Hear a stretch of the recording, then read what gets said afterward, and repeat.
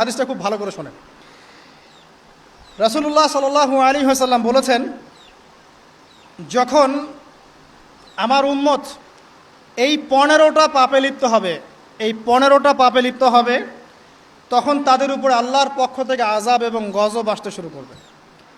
হাদিস আসলে অনেক আছে, কিন্তু সবগুলো বলার সময় থাকবে না, আমি মূল কয়েকটা বলছি, এগুলোর মধ্যে সব পড়ে যাবে ইনশাআল্লাহ। যখন আমার উম্মত এই 15টা কাজ করবে, তখন তাদের উপরে আল্লাহর পক্ষ থেকে আযাব এবং গজব অবধারিত আসবে।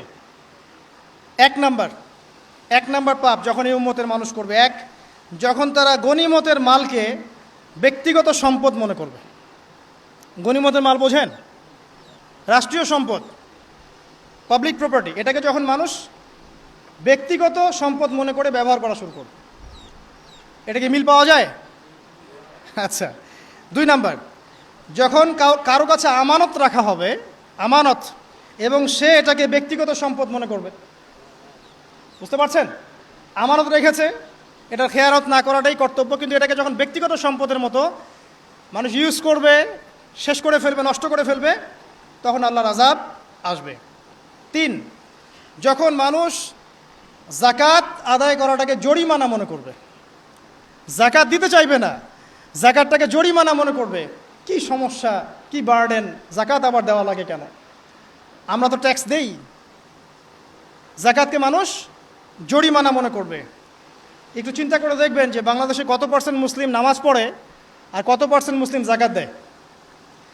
শুধু যাকাতের টাকাগুলো যদি আমরা একত্রিত করতে পারতাম, বড় বড় মেগা প্রজেক্ট করা সম্ভব ছিল, অনেক বড় বড় প্রজেক্ট করা সম্ভব ছিল, অনলি যাকাতের টাকা দিয়ে। আর যাকাতের টাকা এক বছরে শেষ হয়ে যায় না, পরের বছর আবার ঘুরে আসবে ইনশাআল্লাহ।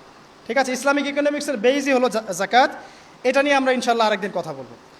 4 নাম্বার, যখন স্বামী, সমাজের স্বামী যারা আছে, এরা স্ত্রীদের আঁচল ধরে থাকবে। বুঝতে পারছেন? স্বামী স্ত্রীর আঁচল ধরে থাকবে, মানে স্ত্রীর অনুগত, স্ত্রী যা বলবে তাই। আচ্ছা, গায়রত নাই, মানে স্বামী পুরুষত্বের গায়রত নাই। 5 নাম্বার, যখন সন্তান মায়ের অবাধ্য হয়ে স্ত্রীর খেদমত করা শুরু করবে। যখন সন্তান মাকে দেখবে না, স্ত্রীকে দেখবে। পাচ্ছেন মিল সমাজে? আচ্ছা। 6 নাম্বার, যখন বাবার পরিবর্তে, বাবার পরিবর্তে মানুষ বন্ধুদেরকে সম্মান করা শুরু করবে। বাবাকে সম্মান করবে না, ফ্রেন্ড সার্কেলকে সম্মান করবে। সুবহানাল্লাহ। এরপরে আসেন 7, যখন, আমার কথা রাগ করেন না, এটা হাদিসে আছে, যখন সমাজের নিকৃষ্ট মানুষদেরকে নেতৃত্ব দেওয়া হবে। এটা হাদিসে আছে।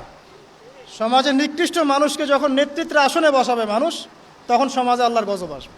হাদিস তিরমিজি 2211 নম্বর।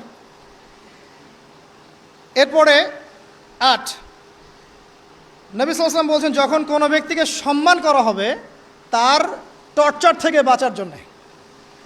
যখন কোনো মানুষের সম্মান করা হবে তার শাস্তি থেকে বাঁচার জন্য, মানে মানুষ মন থেকে সম্মান আসছে না, ভয়ে আপনি সম্মান পাচ্ছেন। এই অবস্থা যখন আসবে, তখন আল্লাহর আযাব আসবে। তারপরে 9, যখন মসজিদের মধ্যে, দেখবেন অনেক মসজিদ আছে বাংলাদেশে, মসজিদের মধ্যে হট্টগোল বেড়ে যাবে, মসজিদের মধ্যে হট্টগোল বেড়ে যাবে, আর মসজিদগুলো হবে চাকচিক্যময়, হেদায়েত উঠে যাবে। মসজিদ হবে চকচকা, তাজমহলের মতো এক একটা, কিন্তু হেদায়েত উঠে যাবে, মসজিদে হট্টগোল বেড়ে যাবে। 11, যখন পুরুষেরা রেশমি কাপড় পরবে, পুরুষেরা সিল্কের রেশমি কাপড় পরবে। পুরুষের জন্য স্বর্ণ আর রেশমি কাপড় পরা হারাম। তো এখন পুরুষের অনেকে স্বর্ণ পরে, রেশমি কাপড়ও পরে, এটা মহিলাদের জন্য জায়েজ। এরপরে 12, যখন প্রকাশ্যে মদ্যপান করা হবে, আর মদ্যপানের মধ্যে ভাই সিগারেটও পড়ে, আপনার গাঁজা, ইয়াবা সবই পড়ে। যারা প্রশাসনে আছে, আমাদের এখানে অনেক ভাই প্রশাসনে আছে, তারা জানে যে মাদকদ্রব্য নিয়ন্ত্রণ করতে তাদেরকে কত হ্যাসেল পোহাতে হয়। আর এমন এমন কেস আসে যে মানুষ আপনি কল্পনা করতে পারবেন না।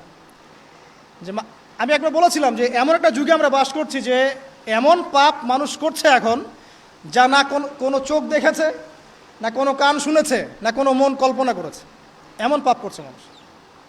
যখন প্রকাশ্যে মদ্যপান করা হবে, এবং লাস্টের দুইটা হচ্ছে 13, যখন বাদ্যযন্ত্রের সংখ্যা বেড়ে যাবে, বাদ্যযন্ত্রের চর্চা বেড়ে যাবে, এবং সর্বশেষ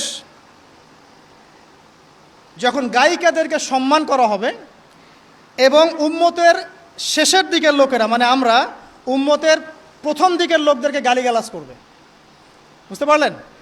যখন মাদকদ্রব্য প্রকাশ্যে পান করা হবে, যখন আপনার রেশমি কাপড় পুরুষেরা পরবে, যখন বাদ্যযন্ত্র তৈরি করা হবে, চর্চা করা হবে, এবং গায়িকাদেরকে সম্মান করা হবে, এবং যখন এই উম্মতের শেষের মানুষেরা উম্মতের প্রথম দিকের মানুষদেরকে গালিগালাজ করবে।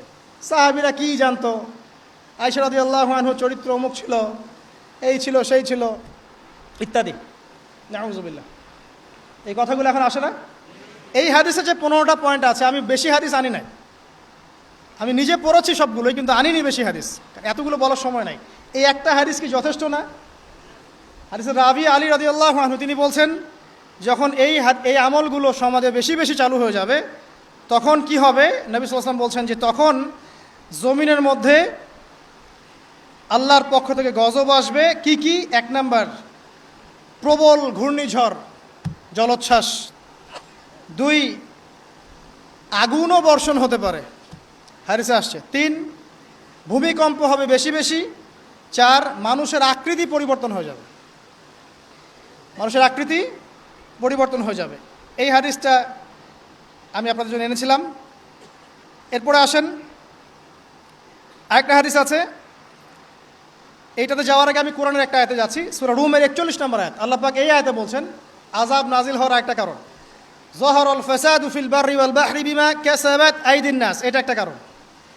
জলে এবং স্থলে যত বিপর্যয় ছড়িয়ে পড়েছে, এগুলো মানুষের হাতের কামাই। তার মানে যত ফাসাদ ছড়াবে সব কিছুই আল্লাহর পক্ষ থেকে নয়, এখানে মানুষেরও হাতের কামাই থাকবে। এখন আপনি দেখেন, পরিবেশ দূষণ করছে কারা? মানুষ। বনভূমি উজাড় করছে কারা? মানুষ। এই যে কার্বন মনোঅক্সাইডের পরিমাণ বাড়ছে বাতাসে, এগুলো কারা বাড়াচ্ছে? জিন, মানুষ। অর্থনীতির মধ্যে ফাসাদ কে করছে? সুদের মধ্য দিয়ে অর্থনৈতিক সিস্টেমে ফাসাদ কে ডেকে এনেছে? মানুষ। যাকাত বন্ধ করছি কারা? আমরা, তাই নয় কি? আপনি দেখেন সোশ্যালি যে সমস্যাগুলো হচ্ছে, এই যে জমি নিয়ে সমস্যা, আত্মীয়তার বন্ধন নিয়ে সমস্যা, টাকা পয়সার সমস্যা, পদের লড়াই, ক্ষমতার লড়াই, কারা করছে এগুলা? জিন শয়তান, মানুষ। এটা হচ্ছে কোরআনের এই আয়াতের ব্যাখ্যা, যে জলে এবং স্থলে যত বিপর্যয়, এগুলো মানুষের হাতের কামাই। তার মানে মানুষেরও এখানে প্রচণ্ড রকম দোষ আছে, অন্যথা আল্লাহ পাক তো আর এখানে এমনি এমনি গজব পাঠাতেন না।